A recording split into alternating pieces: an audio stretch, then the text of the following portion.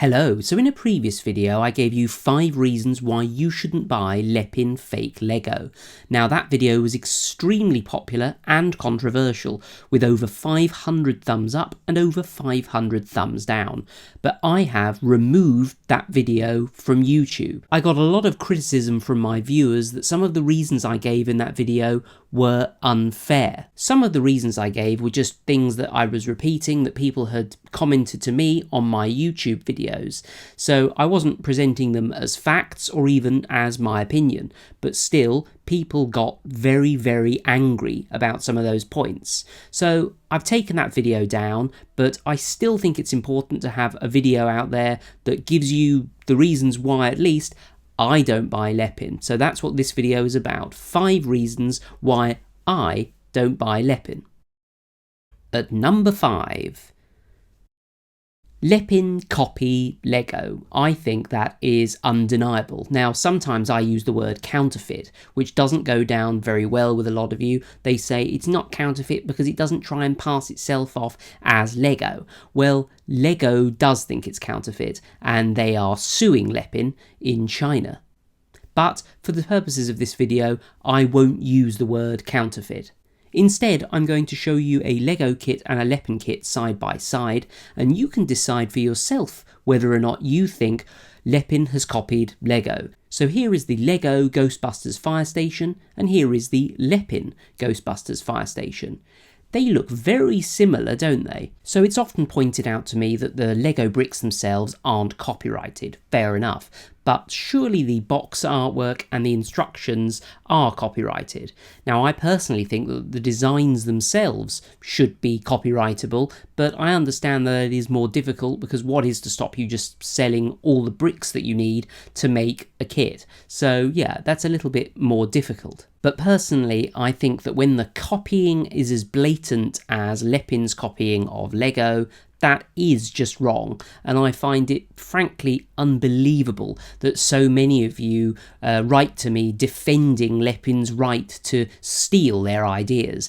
I'm pretty sure that if you came up with the design of something and then somebody else manufactured it and you got no money for it, you would be really annoyed. And I've got a feeling I know why you're so defensive of Lepin, which brings me on to my next point. People often say to me that Lego is far too expensive and they buy Lepin because it's so much cheaper. Well, of course Lepin is cheaper, because they haven't had to design the kits. All they've done is just copy Lego's kits. And also, Lego pay the likes of Disney a lot of money to be able to make, for example, the Star Wars sets, which obviously Lepin doesn't pay. So that's how they can afford to make the sets so much cheaper. And with that in mind, if we all stopped buying Lego and started buying Lepin, Lego would lose all their money and close down. This is a hypothetical situation, it's not going to happen, but imagine that they did. We would have none of the good quality Lego designs that I personally buy from Lego and some of you buy from Lepin. So we would lose all the good quality models. Lepin don't actually design anything decent or half decent themselves. Is Lego overpriced? Well, yes, sometimes it is, but would I rather support the company that actually designs and pays to produce those kits, or a company that just blatantly rips them off? But maybe price is a deal breaker for you and you're not going to buy Lego because it's far too expensive. Well, there are actually some other alternative Lego brands out there that make some fantastic sets that are generally cheaper than the kind of Lego equivalents, if you like. Now, I have actually done a video on the top 10 Lego alternatives, and I'll leave a link to that down below if you want to check that out. Please buy original, good quality designs that aren't ripping other companies off. At number 3, Lego is actually much better made than Lepin. Lego bricks are manufactured to 0.002 of a millimetre in accuracy, whereas by contrast Lepin bricks have been known to not go together properly, or go together really stiffly, or the kind of worst situation is you put them together and they just fall apart again, and personally I've never had that with a Lego brick. Long Lepin plate bricks, the sort of long flat bricks, do have a tendency to bend or bow, which Lego bricks don't. Basically, Lego wouldn't put up with a lot of the defects that Lepin kits appear to suffer from. Also, the instructions that you get with a Lego set are incredibly well printed, meaning it's very easy to see the colour of the brick that you actually need for a particular part of the instructions.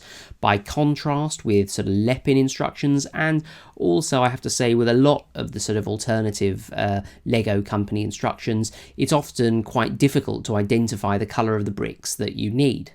At number 2, personally I just prefer the whole experience of buying from Lego.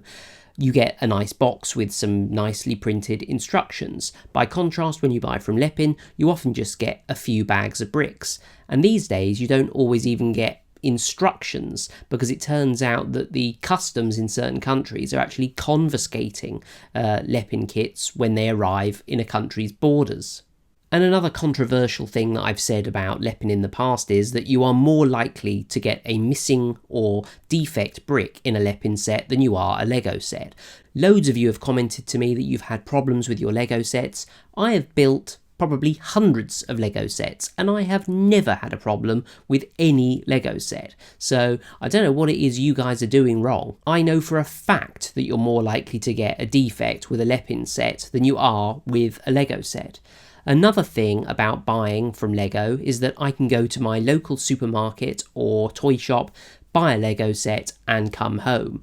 By contrast, if you order Lepin, you've got to wait a minimum of sort of 6 days, more likely 2 weeks or more, for the product to come from China. So that's another reason to buy Lego in my mind. At number 1, we have resale value. Lego holds its value extremely well. If I go and buy a Lego set today, chances are I can sell it for pretty much what I bought it for. And once that set becomes discontinued, it's highly likely that the price will actually soar, making you a little bit of extra money.